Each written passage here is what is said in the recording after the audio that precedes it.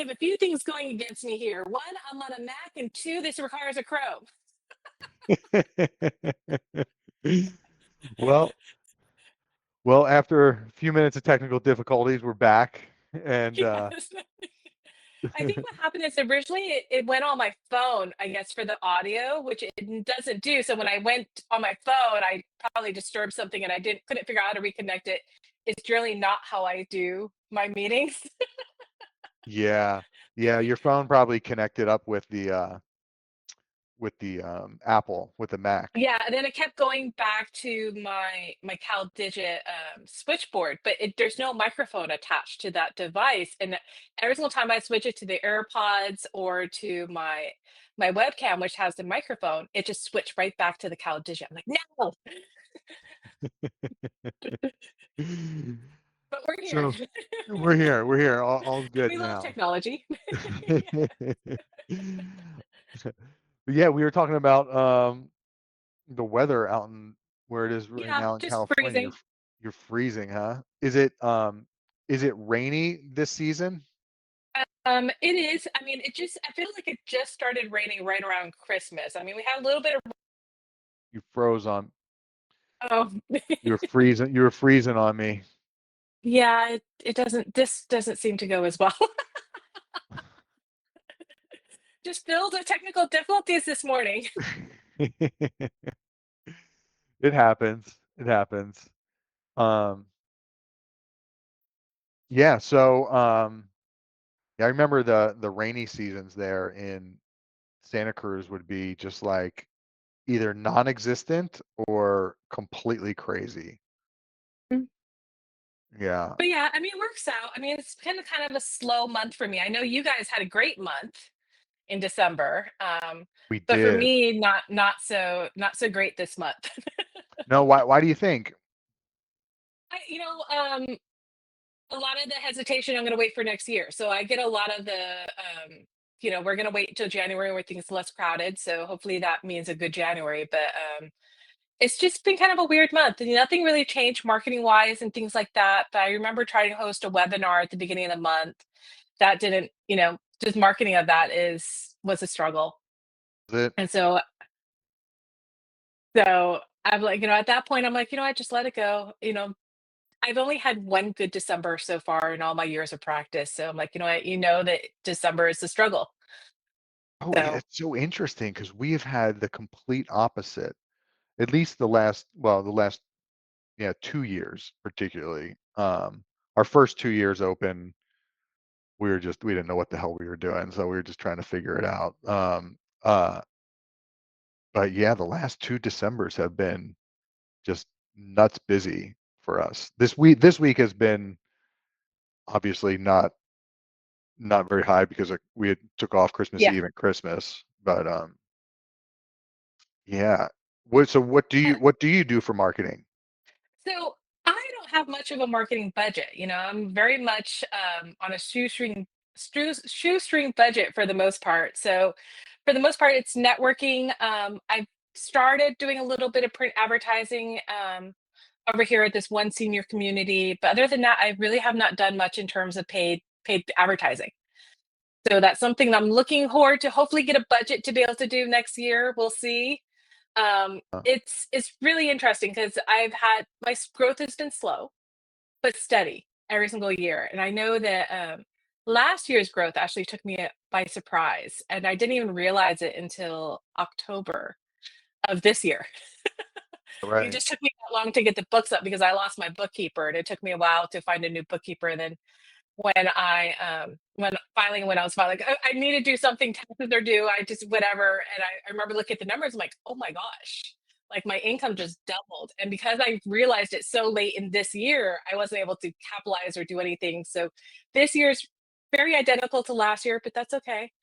Hopefully 2025 will be better. Yeah. So it was the previous year that had doubled. Is that what? So 23 From doubled. 2022 to 2023 is where I had a big where it pretty much doubled. And then this year, 2024 compared to 2023 is the same.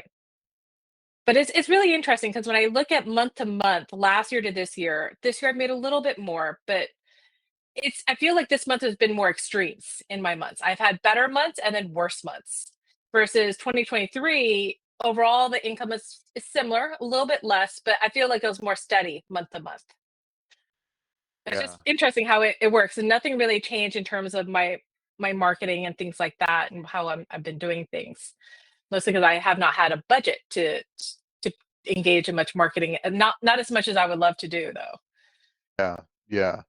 What what are your plans for a marketing budget?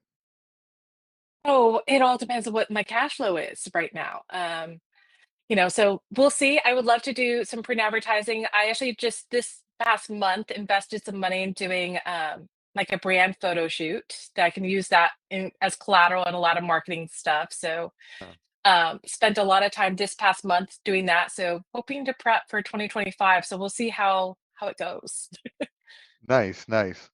Yeah, we set a percentage of our revenue aside for marketing. Um, and we've just always done that, and it's just like, okay, this percentage just that's for marketing and nothing else. And Yeah. as we've made more, that budget has just gone up. Yeah, that's what Yeah, we've I've done. That I've kind of done the reverse where my first priority is making sure that I make enough to sustain myself and my personal living expenses, right?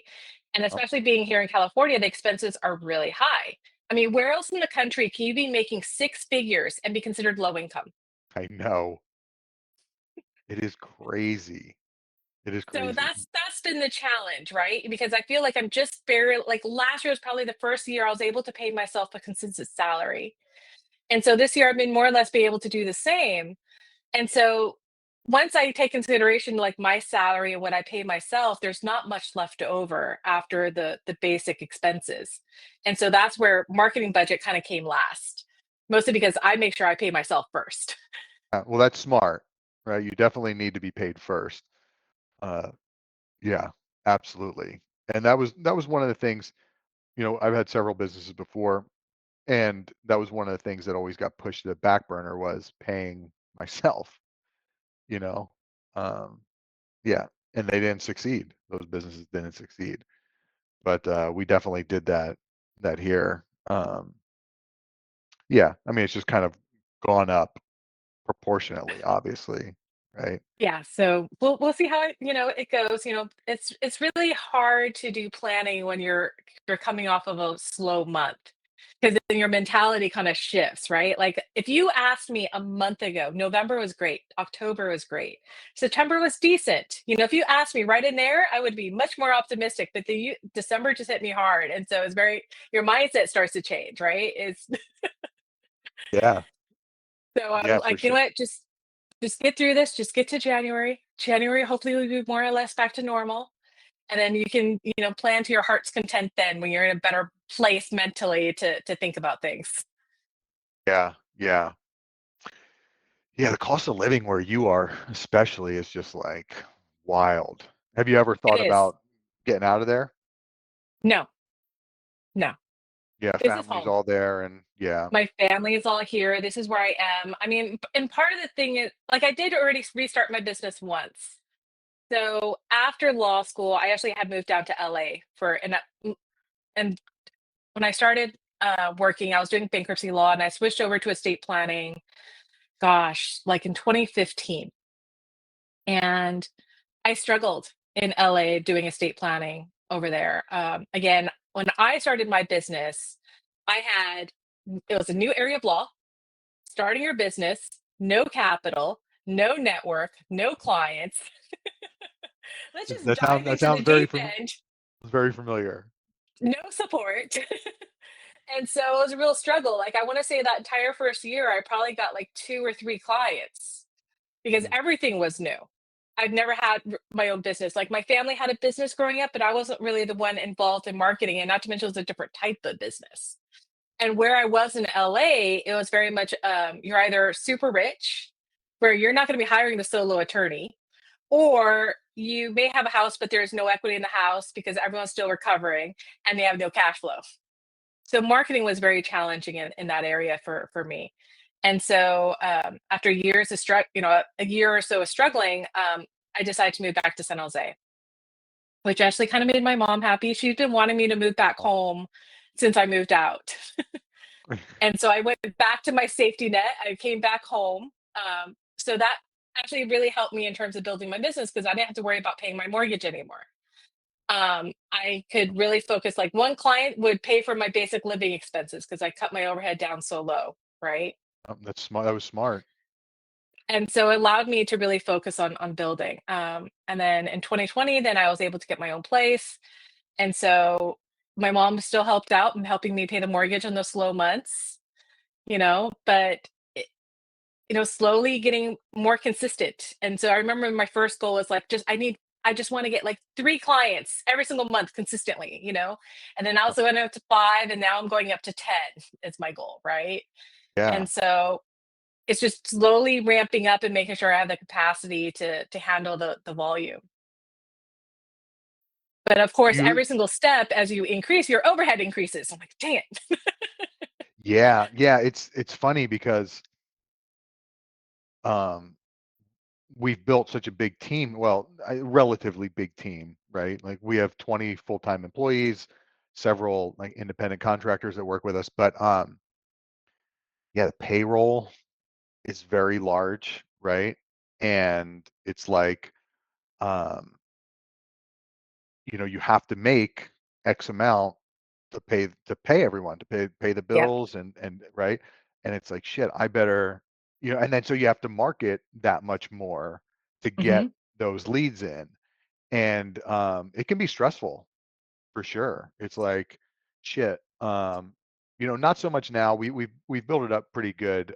We have a pretty good machine running, but I remember when we made a couple hires that were high paying, like the salaries were high, right? They were very good, right? We knew that they were going to be good, but it was like, shit, here we go, right? We better we better produce. Yeah. And Every it's step worked is out. scary. Yeah. I remember, gosh, almost 3 years ago, 2.5 years ago, I rented an office for the first time. So, like when I first started, I was working from home, but that meant every single meeting I was going to the client's home. And then when you're low volume, that's not a big problem, right? But then once you start having more meetings, it becomes a problem just mostly due to the travel time. Yeah. And so I'm like, at one point I wanted to expand where I wanted to hire an assistant at least to do my binder prep, so like after the signing, scanning the documents, preparing the binder and doing all that. I'm like, that's the one task I hated. And so I wanted to I don't outsource that. I don't blame you. And so I wanted to outsource that, but like how do you hire someone to do this if you're working from home? And so like I need an office. And with that came, okay, it makes things a little bit easier. If the client wants to give me their previous plan to review before our life and legacy planning session, they can drop it off. They can come and pick up their binders. And so I bit the bullet, and I rented a small private office within a Regis suite. 10 And to that was scary. 12,000 a month, something like that. Hmm. No, I'm joking. Is that really what it was? No, I think that's actually at the low end. I want to say Oh the my first God. private office I have, and this is just a Regis suite. It's just one, like, I want to say the Yeah. first office I got was like 8 by 9 feet, right? And it was like 1,500 a month. Yeah. Yeah. And Oh so my like now goodness. my office, I upgraded to a slightly larger office, is about 1,800 $1,800 a month. And this is the challenge, right? Because the overhead, Yeah. everything here is just there's increasing exponentially. And that's just for my private office. That's it. Like I don't even have a conference room. Yeah, And so like I we got struggled. really lucky. We got really lucky with our first space. We just ran into like a mutual friend who happened to be leasing out a space and it was like 2,500 square feet, maybe even larger. And our Gosh. our rent was like 1,800 a month, and Mhm. just a perfect location. And all we needed to really do is some painting it, and but besides that, it was like perfect. Yeah, Yeah. so my lease now for the Regis Suite is gonna be up in July. And so that I'm exploring about coming out of the Regis suite and getting my full blown suite that's just mine. So even what you're describing over here would probably cost about $5,000 a month. Yeah, And I'm just like, I can't do that. I can't justify that expense. And I understand. I don't even, and I'm like, I just made my first full time hire like 2, 3 months ago. And even then, it's not a full time hire here in the US. I hired a virtual assistant overseas because I'm scared of the overhead cost. Yeah. Yeah, I get it. I get it, for sure. Um, so what does the virtual assistant do for you? But right now, she's answering my phones. She's helping me post my blog post, some limited social media, slight drafting email follow up with clients. She's still very much learning right now. Um, so hopefully, as she becomes more comfortable, I can delegate some more tasks over to her. Still trying to figure out what do I feel comfortable delegating. But the more I can kind of get off my plate, the better. Yeah. Is she pretty competent? She is. The challenge is partly cultural a little bit. So a lot of these concepts are new. She doesn't have an estate planning background. So the one thing, like, I also belong to New Law Business Model where they have a lot of support. And so it's been nice that they have coaching calls, teaching her how to answer the phones, how to communicate with client. They have the coaching calls actually called communication skills, which is her favorite one because it addresses like what happens if a client calls to cancel. How do you talk about that? It's not just, oh, let me cancel the appointment and okay, bye. I'm like, no. Right. Yeah. Yeah. That's funny. It's all these little things that yeah, like when we've hired new intake girls, it's funny. That was one thing. It's like, oh, I didn't even think about it. And then I just hear, oh, you want to cancel the appointment? Okay, see ya. And I was like, no, hold on. Yeah. Uh-huh. And so it's a lot of the training on that type of stuff, and a lot of that takes time. I'm still learning it. So it's always a challenge. You're always constantly evolving. But I always come back down to I want my firm to always be very relatable. I want to be empathetic. So she's like, well, how do you respond to this? I'm like, well, it depends on what tone they give it to me. She's like, just yesterday, she asked me, what do you do when a client says that someone passed away? Like she's in Brazil. She says in Brazil, if you say you're sorry, that's actually offensive. Oh, And so we're interesting. dealing with some of the cultural issues as well, right? And so I'm like, well, it depends on what context they're sharing. Like, how recent was it? If someone's calling on the phone, it's like, okay, my spouse passed away 3 years ago, and I never updated my trust. I probably will not even address, or convey condolences much at Yeah. that point. Imagine It's all saying, right. oh, I'm so sorry for your loss. It's like, 10 years ago. And it's like, I'm so I know. sorry. Well, it depends on what they're sharing, right? If they Yeah. said, "Okay, my spouse passed away 2 months ago. I don't know what to do." I might say, "I'm so sorry to hear that. It sounds like this is a real struggle." Right? Not necessarily emphasizing the loss directly, but just the situation that they're in, Yeah. um, and just trying to convey that empathy. So it really depends a lot on context, and that is really hard to teach because everyone's going to be different. Absolutely. So Yeah. that's the process that we're going through. And so, like, I have a daily call with her every single day, generally like around 9 a.m., where we kind of check in about daily tasks, additional training, things I want to point out. So that's been good, but it keeps me busier than I was before I had her. But it's all good type of busy. Getting the standard operating procedures in place and me figuring out the procedures because I need to get out of my head and convey to her what needs to be done at what time. So it's good. Yeah. Yeah.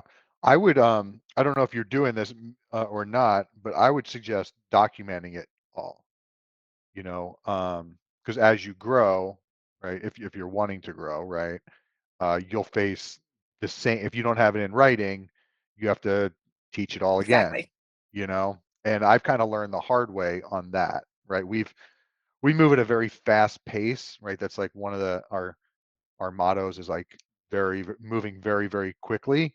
And so it's like when I've trained people, especially like the sales and the intake, that's been a little bit of um, a poor spot on my part of not document, it's like, hey, you handle this situation, and I just tell them how they handle it.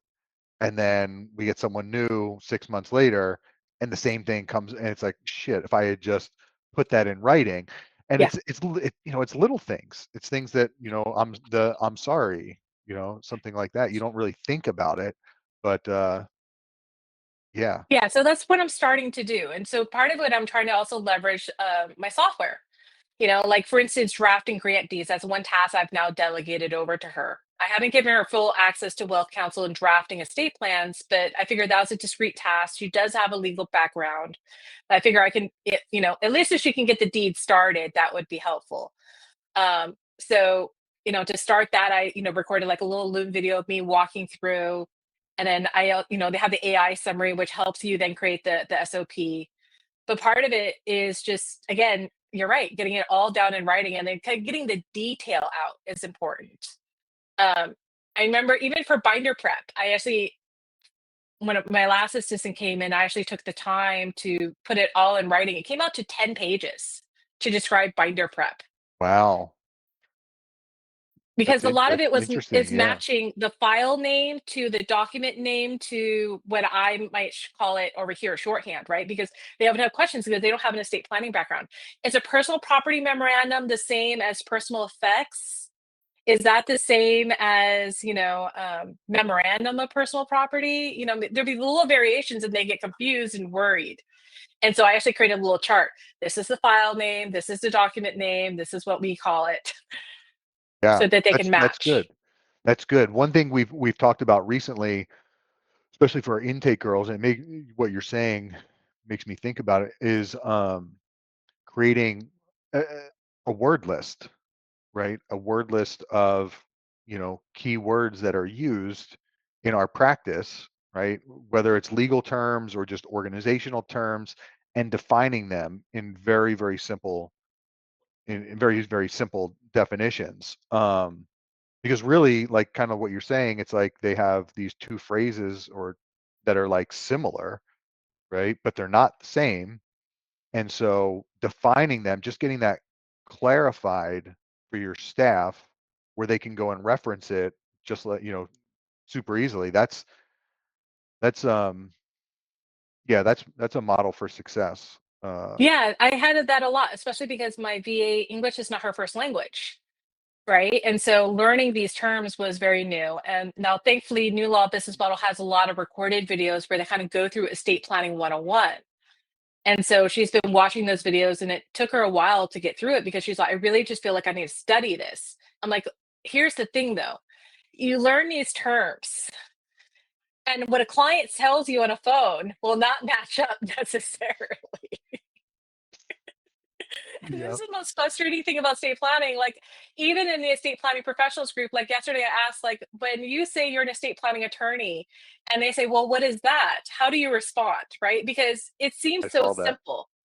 Yep. And people have all these different variations and they have no concept of what it is.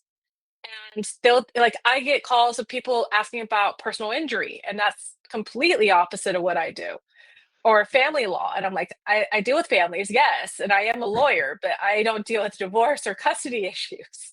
We hear that a Although lot too. Oh, we do estate planning, and they're like, "Oh, so you do family law?" Like, no, we don't do family law.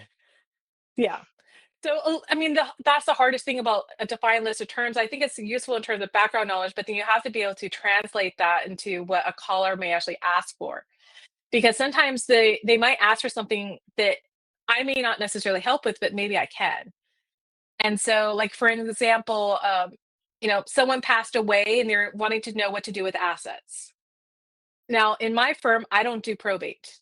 I don't do anything to dealing with court. So I don't do conservatorships. I don't do probates. But but I do some, limited, uncontested trust administrations. Right. So, or they may have a trust, or maybe they don't need to administer it. Maybe they need to create their own plan. People will come out and say, I need a will and they need a trust. It just, Exactly.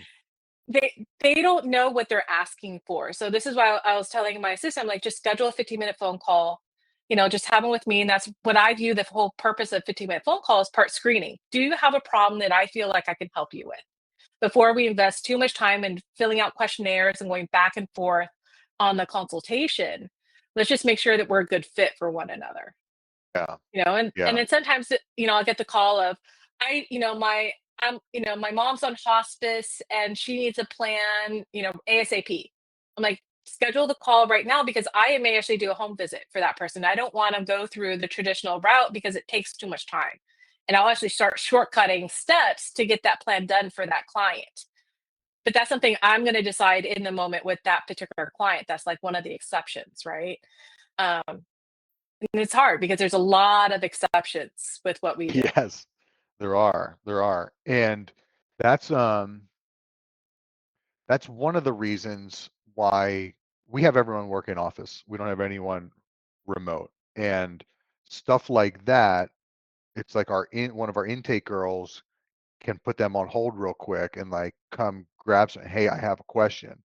Whereas when you're virtual, it's the communication lag is much more extended. Like, hey, I need to schedule a call. I need to schedule a meeting to discuss this.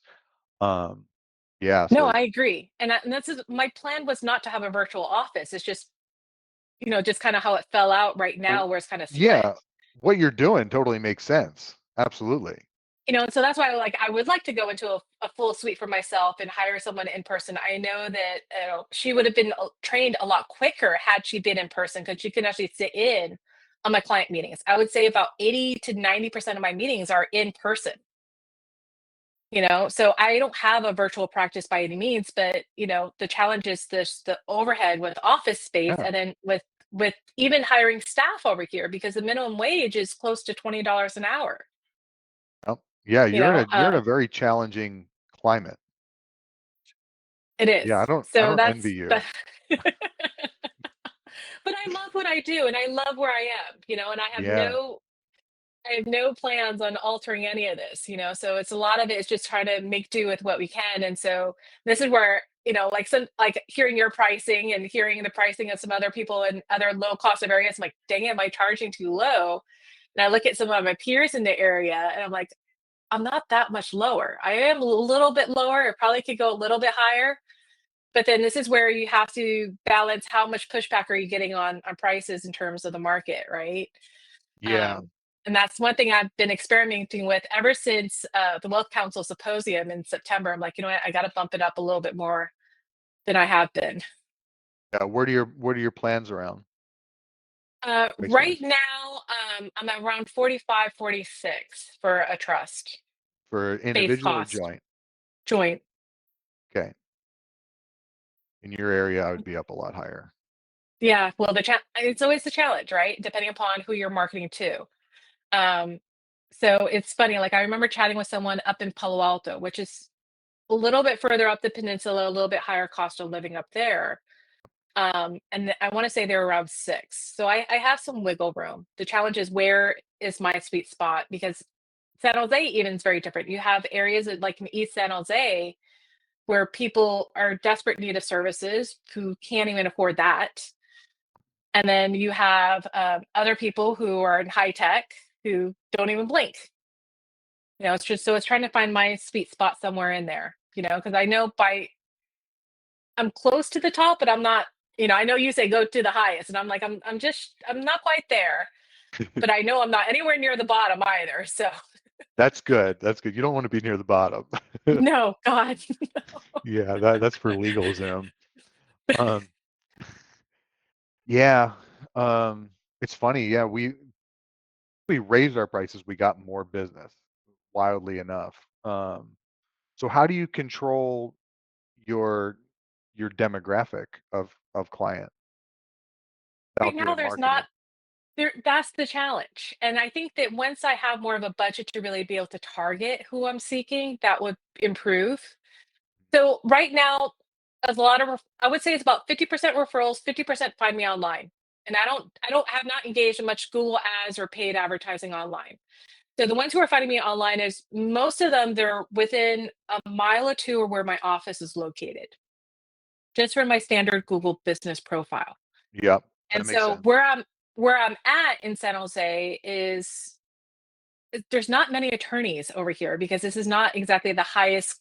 area in San Jose. I'm in South San Jose, so it's a little bit cheaper to be in. I chose this location because it's literally 5 minutes away from my home, so super convenient. I can be in the, oh gosh, I have a meeting right now. Shoot, let me go. Because Yeah. it's literally, I walked it. It's literally like a mile away. Um, Yeah, and in your area, traffic is so crazy that okay, just because you live in San Jose, right? Getting from South San Jose to North San Jose could take an hour and a half. Not Right. quite, but it depending, yeah. I'm being I dramatic. know, Yeah. but it can be like 40 minutes or more, depending upon the time of day. But yeah, it is definitely, especially most of my demographic has been seniors, and so most of them don't want to travel.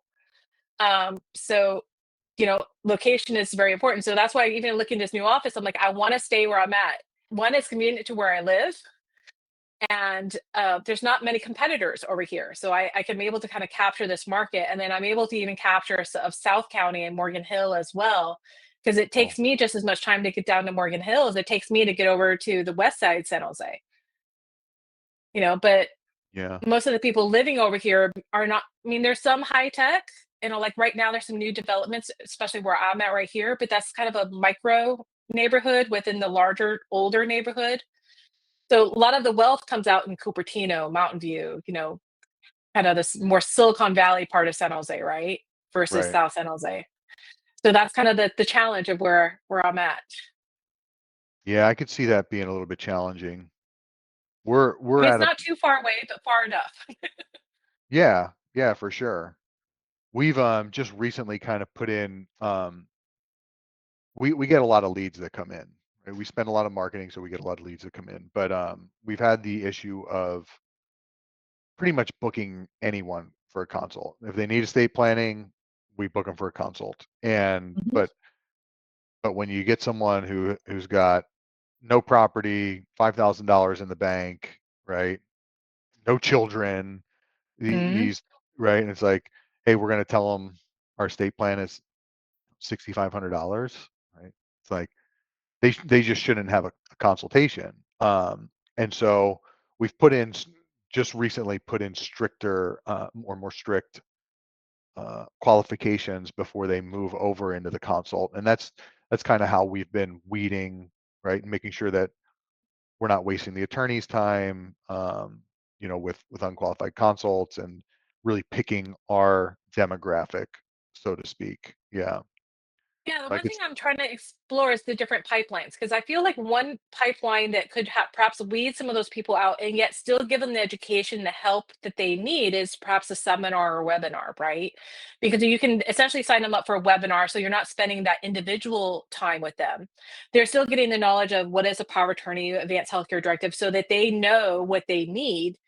Because they don't necessarily need a trust if all they have is $5,000 in the bank account and nothing else, right? But they do need a power attorney and they do need an advanced healthcare directive.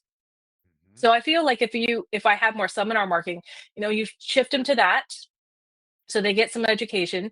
And then if you're very clear in terms of the pricing of, who should be booking a further consultation with you, I think that would be helpful as well. But there's one thing, like next year, I would like probably towards the end of next year, I'm going to try to focus a little bit more on seminar marketing and kind of hone that in a little bit more. Cause I think that that's one pipeline I do wanna develop.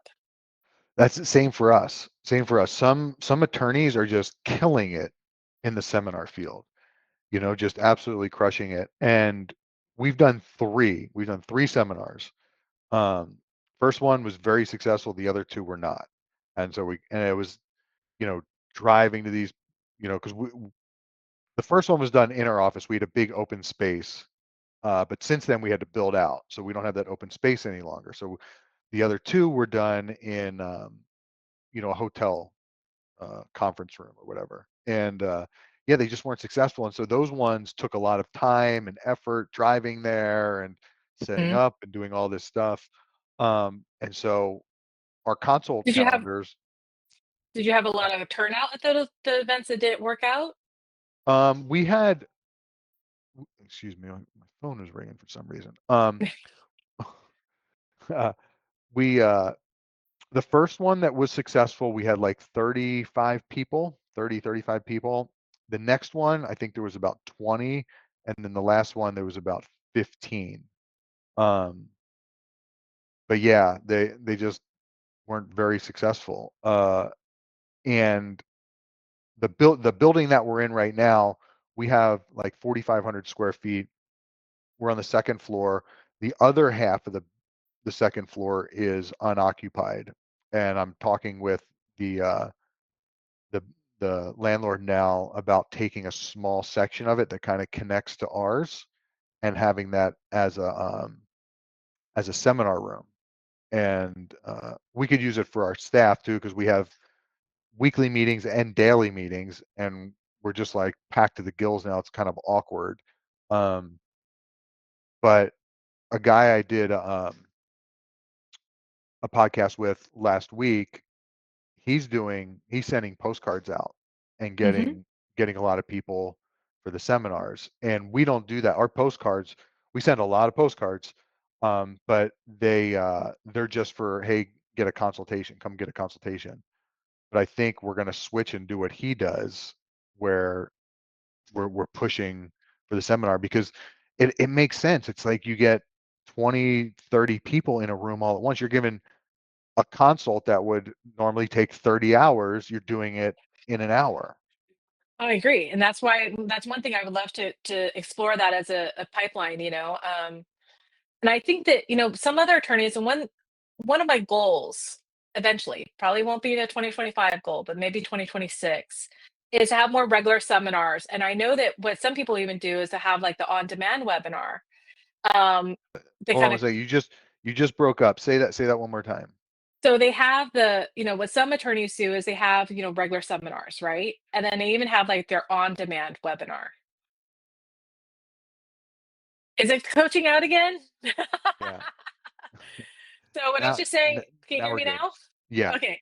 So I was just saying some attorneys, what they do is they pretty much every single lead will come into a seminar. And I know that one attorney, even if they decide to sign up for a consultation, they are watching a shorter on-demand webinar to help coach them for the life and legacy planning session.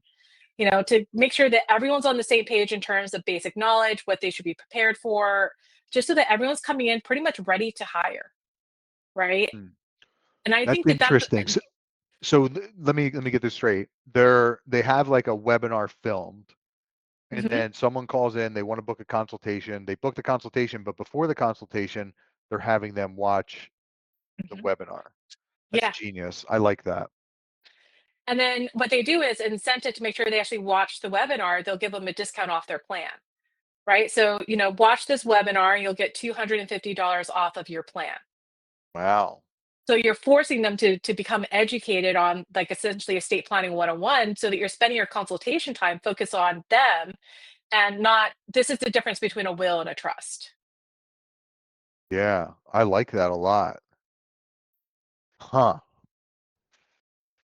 God, you learn something new every day. I love that. I really, Yeah. really like that. So that I mean that's kind of like I learned that actually from New Law Business Model. They have a lot of ideas and a lot of support, and I haven't even begin to implement everything they've given me. So I'm trying to figure out like what can I implement? What do I have a budget for? What do I have energy to kind of focus on? And I almost have like a squirrel mentality where I'm like, oh, here, and over there, because there's all these different ideas. I'm like, that sounds good. Let's do that. Yeah, yeah, I understand. Um, yeah, it's got to be really difficult for you just by yourself, right? I always am very amazed at solo attorneys that are able to do it by themselves. Got to be very It is difficult. challenging. I'm hoping to grow. My vision is to have a firm more similar to yours. Where you have a more robust staff and support. It reminds me of what you described. Remind me a lot of the second law firm I worked at, and it was almost there. It was in the creditor bankruptcy side, and it was almost like a mill where they had those processes dialed in. Where like at any given day, I can probably touch 100 files at that firm. But the process was such that I knew exactly what I need to do for my little piece, and I could pass it on and trust that it was taken care of. right? And Yeah. I'm hoping eventually to build up the processes such that I can do that with some estate planning, but still maintain that personal touch and that relationship with the client. Because that's really where I'm trying to differentiate myself is that personal touch with my clients. But on the other hand, I have Lawmatics. I built out all the automations, and I want to be a tech forward firm, even when my client is not tech savvy. Yeah. Because I want Yep. those built-in efficiencies of getting the file moved and keeping reminders and accountability and education.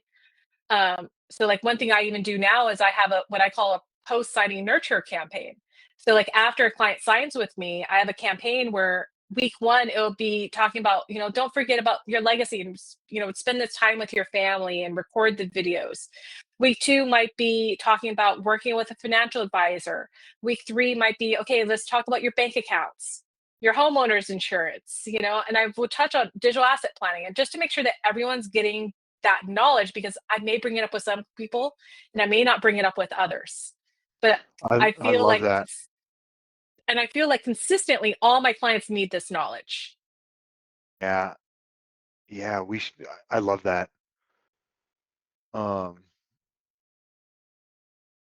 yeah, that's really, really sharp. That's good. I like that a lot. I think you're And again, really so it's adding. building in that personal touch to it too, right? Mhm. Because it's based on their signing date and it's triggered 1 week apart, so it's not overwhelming. But Mhm. again, I felt it more, especially with like digital estate planning, because I may talk about your passcode to your phone with certain clients, but other ones I don't bring it up because but I'm like, what, everyone should have this knowledge. Yeah. And I just need to be sure that everyone consistently got it. Yeah. And it's such a value add, you're really adding a lot of value. We talk a lot about, our prices are high, but we still want the experience to be far above what they expected. It's like, yeah, Mhm. yeah, I know I'm paying a high fee for these guys. They're really good. I know everything's gonna be taken care of. And then we just want to go above and beyond that. Right. And that's really Yeah. the only way you're going to succeed as a business. And I think that's going to be especially true for estate planning. I mean, you see all these brick and mortar shops closing and they didn't adapt to the changing marketplace. And I think for us as estate planning attorneys, we have to adapt and really focus on the experience. Because how else are you going to differentiate yourself from LegalZoom and all these DIY? Part of it is going to be the advice and the counseling. I get those comments a lot from my clients. The first question they ask me is, "Do I have kids?" And the answer is no. I was not so blessed. And then they'll ask me, "Am I a therapist?" No. Am I a in life a way, coach? No. in a way, in a way you are. No, but I touch on those topics. I guess I make them feel safe enough and I'm giving them advice that they think about things in different ways. Like especially if they come in with a little bit more of the family dysfunction, right? Where they want to disinherit child. I don't go automatically, great, that's easy enough to do. And just create the plan that way. I spend some time exploring what happened here, and I feel very passionately about making sure that I'm keeping the family together even after they're gone. Like, is that likely to continue the harm, that hurt in the family? Or is it going to cause more of a divide, by doing this? Because sometimes Yeah. when we're hurt, we're like, oh, I'm going to disinherit you. But they really don't mean it sometimes. And sometimes they do, so Yeah. it's having that discussion. Yeah. Ashley's really great at that. People will just tell her there's a blah, blah, blah, blah, just anything. But she's really good at digging in and okay, well, what's really happening here? Right. Yeah. Similar to what you said. And so Mhm. part of that is the experience as well, right? Actually talking with a human being, debating upon the different choices and things like that. Like I will have a client come in single with no kids. Sometimes those are going to be the challenging clients because there's not a natural person who they're going to leave this stuff to. I remember I had one client come in, she had a list of 20 charities. All she owned was a single family residence. So she had some assets, but not much, right? Yeah. Relatively speaking, and 20 charities. And now I remember telling her, I'm like, and they're all animal charities. I'm like, I love your charities. I love it. I cannot tell you. Like I'm looking down the list. I'm like, I love, love, love, love. But I told her, so a Jeanette rule that I tell my clients is no more than 5 beneficiaries. Now granted, if you have 6 kids, I'm not going to tell you to choose 5 of your 6 kids. Right, right.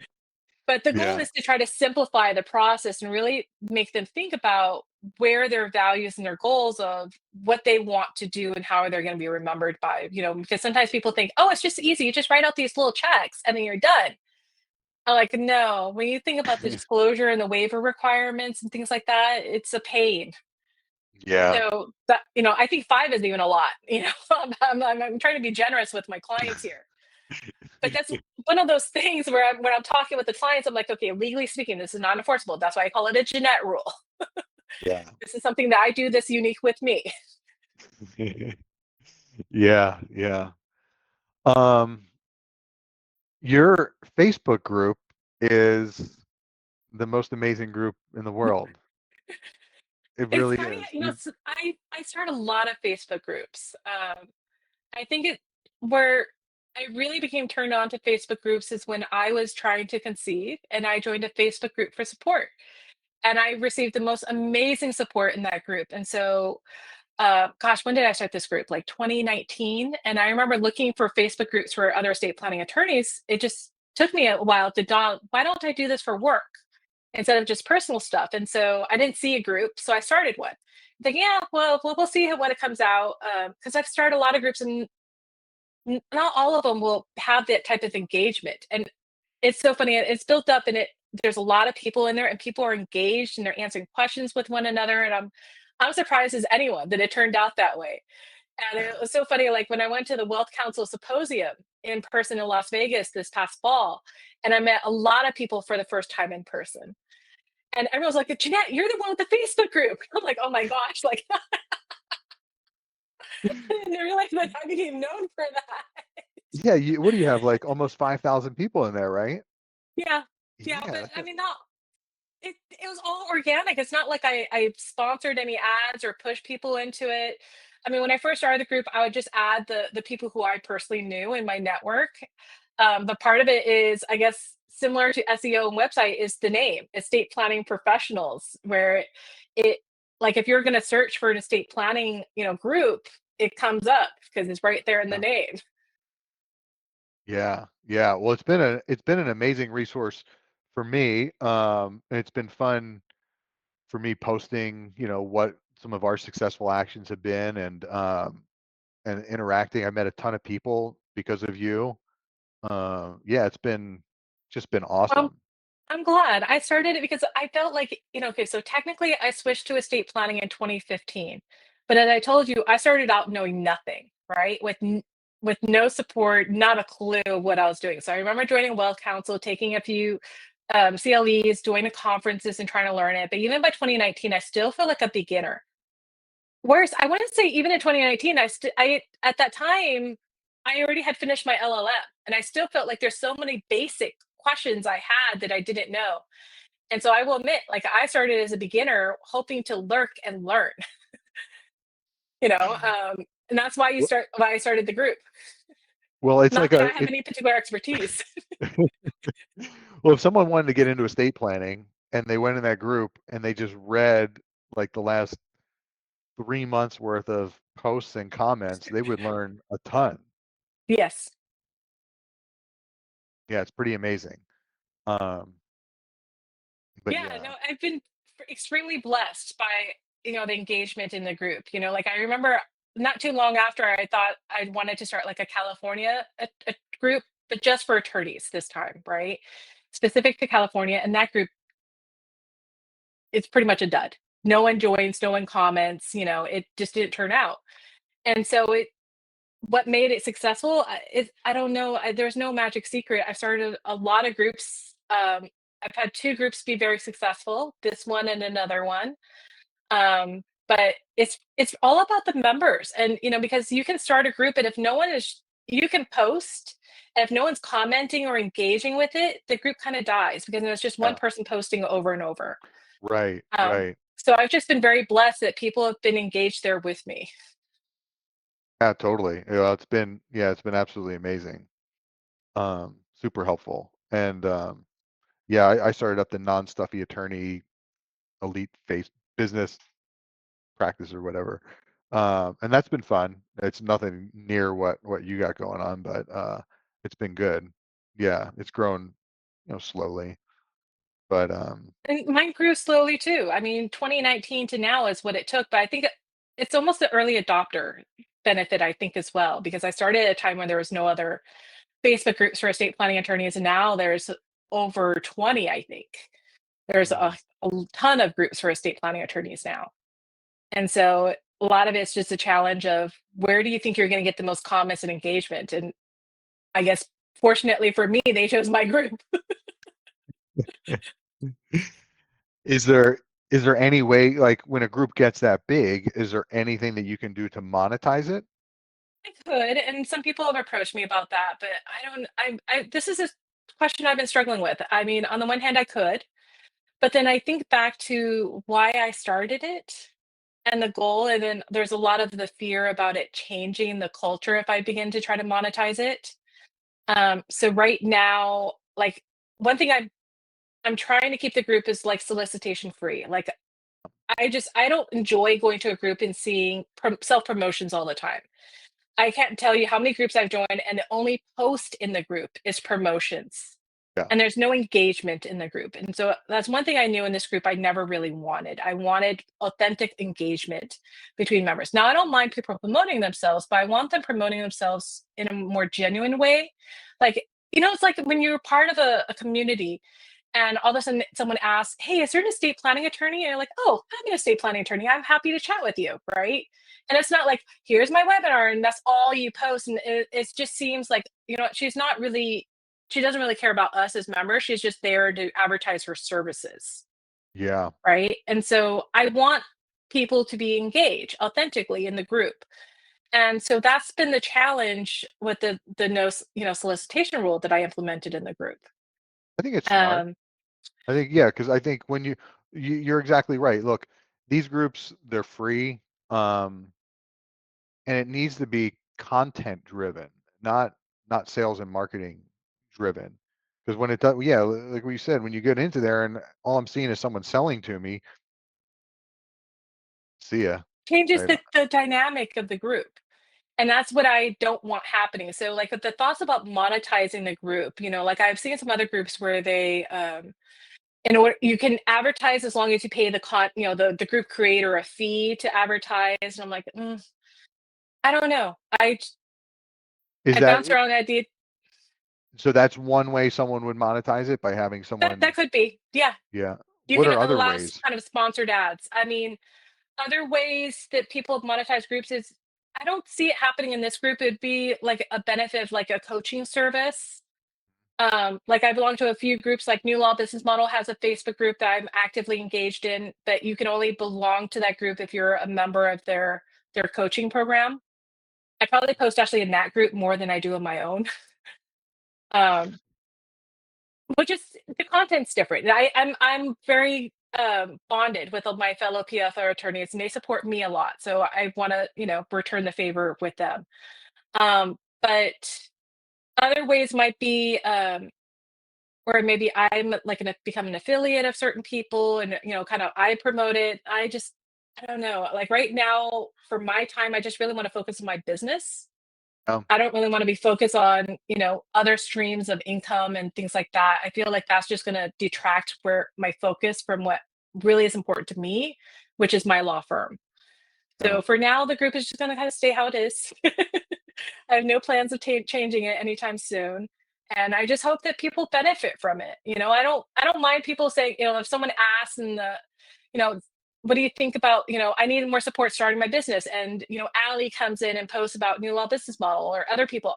I love that type of engagement because you're actually giving comments and support to someone who's seeking that information. Please, by all means, the challenge it comes when like I'm co-hosting a webinar with another entity, and a lot, I mean, just like we do with seminar marketing, a lot of that is the precursor for a lot of coaching services. So, and I get it. I want to attend some of those. I find them very interesting, and I want to learn that content and be supported.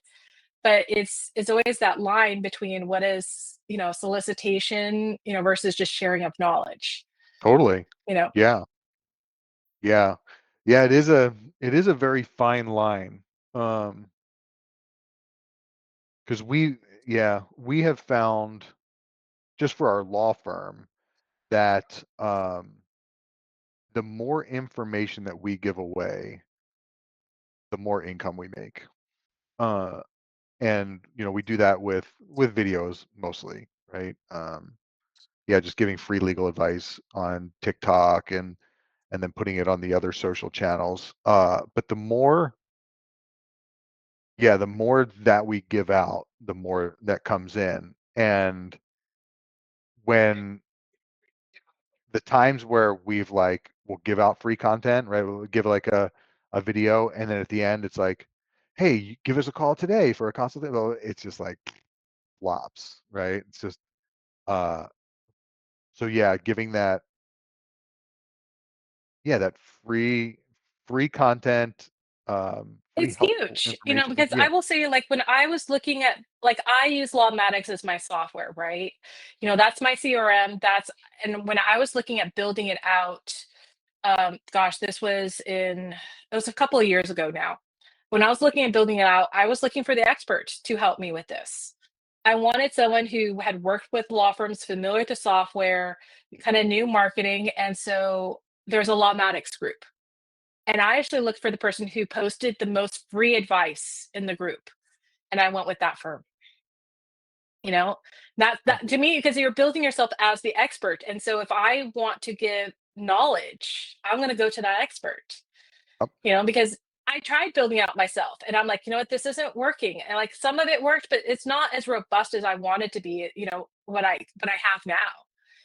And I paid a pretty penny for it, but it was worth it because especially as a solo attorney, and at the time I had no staff, it allowed me to leverage myself way past the time that I probably would have hired someone. Because, automatically reminders were going out for appointments and we are able to schedule and, it just it all happened automatically without me waiting for me to send the send button. And it just the efficiency helped so much, and so I'm trying now to leverage that into my SOPs and whatnot. So I remember a couple of months ago when my assistant first started, I'm like, okay, what information do we actually need when? So, like, when I say prepare a file for the design meeting, this is what I mean by that task, right? I need to make sure we have the engagement agreement downloaded into the file, that we have all the names and addresses. This is the checklist of what I want in the file before this meeting. But, a lot of that is like, do we really need this information now or do we need it later? Do we need it earlier? And so it's all kind of thinking about it, to make sure everything becomes more efficient. But when it comes to the design of everything, I look for the expert in the room to help support me. And yep, so, like what you're saying about giving that free advice on TikTok and videos, it's the same thing. It's like, that's a good point. He knows what he's talking about. I want to hear what he has to say on this. yeah. It's that if you consistently do it, right, and you're just consistently giving out the information, you become very credible, right? It's like there's a million attorneys out there who are amazing, right? And that would deliver very high quality services, but you don't know it. You don't know that they're Yes. going to do that, until they do it for you. But unfortunately, a lot of times they don't get clients to trust them to that point because they just don't know yet. Yeah. And that's the thing I think that's great about social media, actually, because you're Mhm. able to record those little videos and get that empathy and that knowledge out there at a very low cost and low risk. So that's a great way of building up that credibility. And that's eventually probably be on my roadmap in terms of what I would like to do. The problem is I don't like recording videos and seeing myself. Like, that was so challenging. I understand. I understand. Yeah, that was a hurdle I had to overcome with Ashley. Um, she's gorgeous and she's personable and all this. And you're pretty too. You should stop. I don't know what you're talking about. But yeah, you look at your smile's amazing. Yeah, your eye, everything. Thank you. Yeah, you're beautiful. You should absolutely be doing more videos. But that doesn't even matter whether even if you're not. It's it's too valuable not to. Social media is the perfect marketing program. When you think about it, it is instantaneous, right? When we start looking at social media compared to before social media. Okay, print ads, billboards, radio, TV ads, all that stuff. It is instantaneous, it's Mhm. widespreading, right? It stays around, okay? Like a Google ad, for example, doesn't stay around unless you keep paying for it. A billboard expires after 30 days or something, right? You can go to someone's feed and it's still there a year, 2, 3 years later, um, and it's free, right? It's like unbelievably perfect. Social media is. That's obviously free social media. You can obviously pay for it, but yeah, it really is. So So this kind yeah, of leads into one question I've been kind of curious about. Who is your client avatar? Who are you trying to target with your marketing efforts? it's a Because very I work with a lot of seniors, right? They're not going to see social media. Their kids might, but not my actual target client. yeah. And so that's been one of the reasons why I haven't prioritized doing a lot of more social media marketing, is because my typical current client avatar will not even see it. Well, on Facebook they will. Depending. Oh, I have a few clients who don't even have a cell phone. yeah, yeah. Those are difficult. Our client avatar is pretty wide. Um, yeah, like we definitely want to market to the upper middle class and above. We do some higher net worth stuff, but we have, of counsel that we work with. So right now, those aren't necessarily our avatar. Those, 100 million estates. We have several of those, but um, yeah, it's really the 45, probably 45 and older. That it's We do Medicaid, we do probate, we do estate planning, so it's kind of like really all over the place. I don't know if I really answered your question. No, it sounds like you haven't really defined a particular avatar to I focus think on. Right now, you're I don't just kind think of doing a scattershot approach. yeah, I think that's kind of what it is. Uh-huh. I don't know if that's good or bad. It depends. I think that having a targeted client avatar is beneficial because even though you're targeting one particular person, other people will hear that message and still will go with you. So currently I work with a lot of seniors. As I said, I haven't really engaged much in paid advertising. And so that's kind of where probably my discovery for 2025 will be really honing in on that. Um, because I do right now, I'm trying to focus more of my marketing efforts at one particular senior community here. It's called the Villages. It's not the same as the villages there in Florida, but it's very similar in that every single homeowner in that village, they own their own home. They're all seniors. So in terms of my market, they're very close to where I am geographically. You don't even need to go in the freeway to get between my office and the villages. So it's a nice kind of prime target for me. And so I'm building up relationships with more people there, getting more established as the go-to estate planning attorney in that community. But if I were to venture more to social media, my first inclination is really to target the young professionals, with little kids. Um, Yeah. and that really is going to be more focused on like Instagram and TikTok, especially.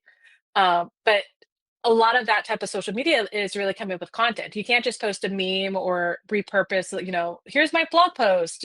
Right. That's not going to fly. It really just it needs to be from me, which means I need to dedicate the time to doing it. And I'm just like, oh gosh, I don't know about the time commitment in doing this. And I am not very creative in coming up with that type of content. Like I can do it, but it's like, what do I talk about today? And I'll spend like a whole hour thinking about what to talk about today. I'm just not very good at coming up with the content. And so for me, the fear is the time, especially. Um, and I know a lot of people, just suck it up and do it. Once you start getting the habit of doing it, it does get easier. And I think that is true. But a lot of it is I just don't feel ready. I I'm understand. mentally prepping myself up. Maybe this next year I'll start doing more of it. But the other challenge, Yeah. of course, is targeting geographically, right? You know, One of my fears in social media is because it is so broad. and I don't have a service that I can sell broadly to even everyone here in the US, right? It's not like as a product where I can just ship it to someone. Um, and most of my clients are super local to where I'm at. I mean, I suppose I could do expand my reach and do more virtual estate planning services throughout the state. I do have a handful of clients located in Sacramento or LA and things like that where I've done it completely virtually. But I don't enjoy that process as much as when I'm face to face with my client and building that relationship. Yeah. Yeah, I understand. Um, I want to touch on both of those. With the social media, um, we we got turned on. We had been doing social media. I had been filming Ashley. I would write scripts and put a teleprompter up, and I have, this very nice camera, and then I'd, shoot it, lighting and all this, and edit it, and it would, a 3-minute video would take me 5 days, and it was a nightmare. But we did it, and we did a decent amount of them. And if you go on like our YouTube and look at some of the older videos, they're really look nice. And she's amazing at reading from a teleprompter. You can't even really tell she is. If I do it, it's like complete fucking mess. Um, but with her, yeah, she was great at it. But we then met this attorney who's over in Tampa, and this guy's got the same type of practice we do. He's been, I think his practice has been around for about 10 years, and he's making $8 million in revenue, or he was in, I think it was 2023. That was what he was projected, 8 million. And he said 2 million of it was directly from TikTok. We're like, what? 2 million right from TikTok? And so he's like, yes, just go go look at my page, my TikTok page, and just steal ideas from it. Just take ideas to do the same video that I'm doing, right? And I would encourage you to do the same, right? Look at our videos, look at his videos. His name is Michelangelo Mortallero. Um, and just, yeah, just copy it. Look in the comments and the questions people ask, and just answer things. What helped a lot when we first started is Ashley. I don't know. I think it was maybe on like a ladybird deed. You guys don't even have them in California, do you? Ladybird deeds? No. Nope. Yeah, it's basically a way to pass, to deed a property so it doesn't go through probate. Um, yeah, it's a great tool here. But anyway, she did a video on that, like a couple-minute video, and it got like almost 1 million views. And all of a sudden, we had like 30,000 followers. And like just in that one video that went viral, there was like thousands of comments and questions, and then she would go into the comments and answer. Someone would ask a question in the comments, and so from right there, she would answer that question. Yeah, it was just like this thing that just built up on itself. Yeah. At first, I had to force her to do the videos. It was like, "All See, I right, don't have I someone do." forcing me to do it.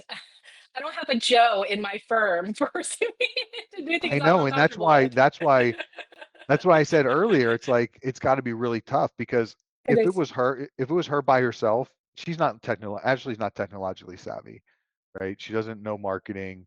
She didn't know sales until I taught her that. She's an amazing lawyer, she's an amazing person, super personable, but that's just one delivery of legal services is just one It aspect of the is. business, right? There's like many other facets, many more facets than just the legal work. Mhm. Um, and so that was what I did. I just took over all the other stuff besides legal. And yeah, the business, I don't know how she would have done it. I don't know if I'm sure she would have been successful, but having both of us together, yeah, it was absolutely crucial. And I've said to a bunch of people before, like, find someone like me, somebody who knows tech, who can handle the administrative lines, and kind of start there. And even if it's like an assistant, right, like a young assistant who's kind of sharp with that stuff, you don't have to pay them much, but then they grow with No, the I business. dream of the day where I can just hire a Gen Zer to take over social media. Yeah, yeah, yeah, for sure, for sure. Um, what was the other thing? Gosh darn it. About locality. Yeah. You have no interest in probate, huh? No, not currently. Personally, I don't. I can see my firm expanding into probate if I hired another attorney to do it. I have no desire. I mean, one is the deadlines, it's the paperwork, it's the court appearances, it's the whole procedure and the deadlines and then the whole process of being paid and keeping your hours. None of that is appealing to me. You have to keep your hours in California for it? Well, there's a statutory fee, but if you're petitioning for like extraordinary fees, then you have to apply to the probate court for the fees. Mm. No And desire to then do any of that. yeah, there's a lot of court appearances too? Could be, yeah. Yeah. The only time we found we've had to do court appearances is when, it's gotten contested or something weird happened. No, even just I mean, a lot of appearances are perfunctory. They're not huge appearances. It might be, "Hi, Your Honor. Thank you, Your Honor." I mean, they're not huge deals, but just the fact that you have to put it on the calendar, and then I have to, show up for 5 minutes, you know? Um, some of them, a lot of times the appearances will be might be waived or it might go in the no contest calendar, but that's still a court hearing you have to keep track of. There's deadlines and, um when I was in when I first started out as an attorney and I did a ton of litigation. I'm over it. I don't wanna do it. I don't mind Yeah. having my firm do it. I don't mind marketing for it, but I don't wanna do the work for it. Yeah, we want nothing to do with litigation. It's like kryptonite. It's like, stay the hell Mhm. away from us, right? Anytime we get a sniff of that, it's like, no. Um, I have a but we feeling just that eventually I will need to expand into it. So probably my first hire is gonna be hiring an attorney who loves that type of stuff, who geeks out on there's one other estate planning attorney who I went to law school with, and she said she found, planning to be a little bit boring. I'm like, God, I love this. I love what I do. I yeah, I think this career change is like the best thing ever that's happened to me. I get to talk with my clients, I get to know them, I get to explore different options with them. I mean, I had a client call me on Christmas Eve just to wish me a Merry Christmas, and I hadn't talked with this client in like 4 months. oh, Just that's so I neat. I touched her that much, and I'm like, "Oh," just I love that with about my clients. And on the probate side, I just when dealing with court appearances, yeah, you get a little bit more variety in the work you do because they're always so different. And but then you're dealing with the probate referee and the paperwork and the forms. And you didn't check off this box, you need to check off that box. And I'm just like, ugh, Yeah, no. yeah. We had started it. We were involved in estate planning, and then we had a couple of probates kind of fall into our lap. And our estate planning paralegal had done a little bit of probate, and we were like, "Hey, what do we do here?" And she's like, "Okay, you do this, blah blah blah." But she wasn't a probate paralegal. She was an estate planning paralegal, but she knew just enough. And then we got a couple more that just fell into our lap. And then it was like one fell into Yeah. our lap and it was like 15 grand. And it's like, Oh, oh, I get it. And that's what I'm saying. Like maybe if I had another baby attorney who can take on those perfunctory court appearances and maybe a really solid probate paralegal, I can see my firm expanding into it, but I personally don't want to do it. So yeah, I I'm hear gonna you. wait until the firm grows large enough where I can have someone else.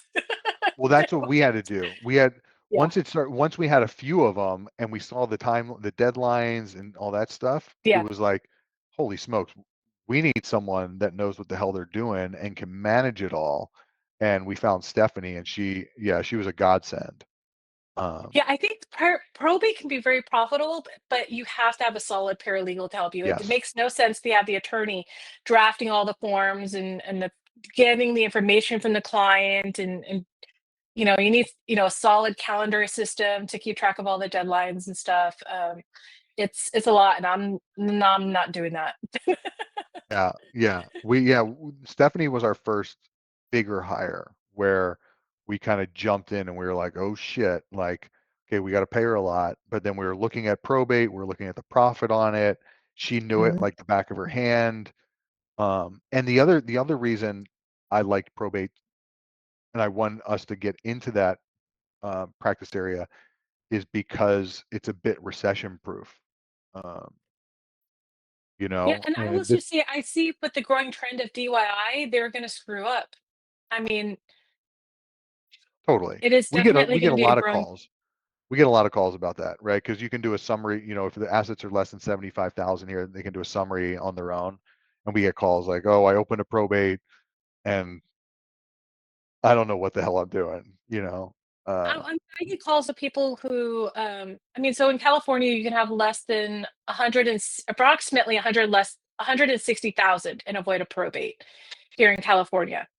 But pretty much you own any type of real estate, you're going through it regardless, right? Yeah. And there's some different petitions. So they're changing the figures a little bit on personal property, or not personal property, on your principal residence is bumping up to, I want to say, 750 next year. But even then, it doesn't quite avoid a probate. You can almost akin to a summary probate that you're describing.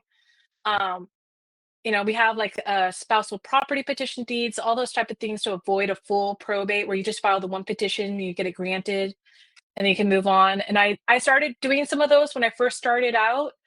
And I also did a few uncontested conservatorships. Um, and it's fine. And but the challenge is, again, the deadlines, the forms, keeping Yeah. track of it. And because right now it's so outside of my regular process that it's hard for me to keep track of, because I'm like, I feel like, oh, I got to divert here and I don't have a set flow for it. That I'm just like, you know what? Just focus on Yeah. what you do. You do this really well, build this up. And if the firm grows where you can, bring on more support staff, then maybe you expand into those areas. But for now, I'm really just going to focus on planning. Yeah. Yeah. That makes sense. You absolutely have to have somebody else. It's a whole nother practice area. It's in that estate planning genre, but it's not. It's totally different, right? Yeah. Well, what killed me is, I mean, so like when I first started practice law was before, uh, now the court appearances are by teams and online hearings and all this stuff. And when I first started, you had to blue back your pleadings to the court. And so, like, my mindset in terms of going to court appearances is all back, and then that's all changed. And in California, we now have e-filing, which is not the same as a federal e-filing system. And I hate the California system. It makes no sense to me. And I'm just like, I don't want to learn the new rules. I'm Yeah. over it. The last time I really did any litigation was 2014, 2015. So, I mean, that's over 10 years ago now. I'm done. I don't blame you one bit. I don't blame you one bit. So, this next year, really just focusing on growing the firm, becoming a little bit more steady, start building up my pipelines. That's really my goal for this next year. Yeah, I think you're gonna do awesome. I think you're gonna have a killer year. I think so. We'll see. This year, my vacation threw a little bit of a hurdle through it, because if I'm the only attorney, so if I'm not working, no income comes in. Yeah. And I am taking another vacation this year. How long? It's almost 3 weeks. Wow. Where are you So I going? did the same this year. So the next year, my mom and I will be going to Taiwan and Japan, Oh, that sounds amazing. Where'd you go for 3 weeks this year? Europe with my Where mom. about? So we did Northern Europe. So we started in Iceland, then we did Norway. We were on a cruise, and we went to Amsterdam, Belgium, and ended in London. It was both our I first time in Europe. Yeah, I've not been to Europe. Ashley has traveled around. Our daughter has not been to Europe, and my wife, Ashley hounds me all the time. We got to go. We got to. It's her 50th this May, and Do it. I You don't know, get that time back. I know. I think And we're set up because the struggle has been the same as I what know. you just mentioned, right? If she's not doing consults, we're not making money. But now we have some other non-attorney salespeople, and we have an attorney who can do sales as well. Um, where I think we probably could. I think we probably could. Uh, Yeah, so my challenge right now is trying to build up enough volume before and after to take that leave, right? And the challenge that I learned this year, I built up enough beforehand where I was able to cover the month expenses, but and I had some initial consultations right when I got back, like that first week, but those 3 weeks I was gone killed the rest of the following month. So I yeah, essentially lost 2 months of income. Yeah, that's what can happen. That's what can And happen, it wasn't absolutely. like the marketing or anything really had changed. It's just it's so unpredictable just by me not being, in the same country now. That's where I first decided to start outsourcing my phones because I knew that was coming, and I'm like, I can't have no one not answering the phones for 3 weeks. Right. So at first, I looked at hiring like Smith AI because I wasn't so sure. I'm like, I would love to hire someone full time. That would make sense, but I don't have the office space for one for someone to work full time in my office, and two is the cost, the labor cost. So I'm like, all right, let's just try Smith AI, like essentially an answering service. And they said they can do intake. I'm like, well, we'll see how it goes. And I think they're decent on intake, but in order for me to spell out the decision tree for them really to do the intake, each intake call would have been like $20, Ooh, whether it resulted in an actual consultation or not. Right? It just jeez. that's how they charge. There are so many little add-ons because you need this customized form, a payment form, blah blah blah, and it just all the costs started adding up. And so I'm like, you know what? Just every single thing you just take, just schedule for a 15-minute phone call for no matter what area of law, whatever it is, just schedule a 15-minute call. And so that brought the cost down, but it was still expensive. And so I'm like, you know what? If I just pay a little bit more, I can have a full-time employee who works just for me, who I then can train. So that what then led to the decision of hiring the virtual assistant. Yeah, Smith AI has been on my radar. They came across, I think, like an ad last week or something, and then, we have a lot of people to answer the phone, but the phone still goes to voicemail occasionally. We have everyone on the phone, and then the other people who do legal work, right? Their phone will ring because if the intake people don't answer it, then it goes to them. But getting them to answer the phone is like, God, For you for overflow, I think it'd be worth it. The calls were decent. I love that the fact that after every single phone call, I got a call summary. I got a daily call summary at the end of the day. The summaries were detailed. They were good. And then they have in their dashboard, it's almost like a little decision or flow chart that they of particular questions they ask. And so they can ask, so what are you helping for? Most times they're identified like, this is estate planning. They're pretty decent on that. And then, one call is like, are you calling on behalf of yourself or calling on behalf of someone else? So I'm trying to figure out if my mom is sick. I'm calling because my mom needs an estate plan because I need to figure out who my client is. So I had a branch built off of that. And then, they were able to filter it the right way. The challenge is, I have all these different scheduling links, depending upon what the matter is. And so an existing client called, um, then it's because they don't have access to my system. So an existing client calls, then it's like they essentially just have to take a message and I yeah, have to get back to it. yeah, which is not unworkable, It's not. I mean, for overflow, it's workable, but for me, for my primary first impression, right? always that's not what I wanted, right? No, no, no. I need more control than that. Yeah, Yeah, and I for felt the sure. same way, so that's kind of what led to the decision of hiring the virtual assistant. That's So we're definitely a step above, and the right thing to yeah, do for sure. Yeah, yeah, yeah. So now it's just a matter of I have that big vacation then in April, um, and April's a decent month. It's certainly not my best month, but it's not a worst month either. So that's kind of scary. yeah. Um, like if I could have planned vacation, I would have planned it for now. A slow month, right? So like, ever so like originally I tried to do it this slow month, but Japan would not have been workable to go this time of year. Oh, So why no, not? because it would have been snowing and I don't want to do a snow. Because we're Yeah. doing northern Japan. And Okay. so we're gonna go at the time of their spring blossoms and it'll be fun. Be They beautiful. always say that it'll be, spring and fall is the best time. And this year, because we did the Europe trip, it was too much to do two big trips in a year. So I'm like, you know what, the next bet then will be April. So I'll be When did gone you go to Europe? What time of year? July. Okay. How July. was it? Was it It hot? was good. No, no. I mean, we started in Iceland, which was freezing. And then it still wasn't by the time we got to London, it was almost like this weather here now. which I consider freezing, but I mean, relatively speaking, it's not bad. I mean, we're at 78 and overcast, and this is like sweatshirt weather here today. Mhm. Yeah, so like we avoided most of the rain until we got to London, and it started pouring rain when we got to London in July. So I kind of had planned that because it's cold, like a cold weather vacation during the summer. And meanwhile, everyone over here is dying in like 110-degree weather. And so I'm like, I'm glad I'm not home. Yeah, yeah. Do you um do you have air conditioning in your house? Oh yeah. Oh yeah. You That's do? like a must. In Santa Cruz, that area, it's very rare for a house to have Yeah, air it's a lot of older conditioning. homes. Yeah. Yeah. Well, it just doesn't get in the evening and even during the day, it's kind of rare for it to get sweltering hot. Um, Yeah. but yeah, in the summertime, it'll be 95 degrees out, and then come sundown, it's down to the 50s.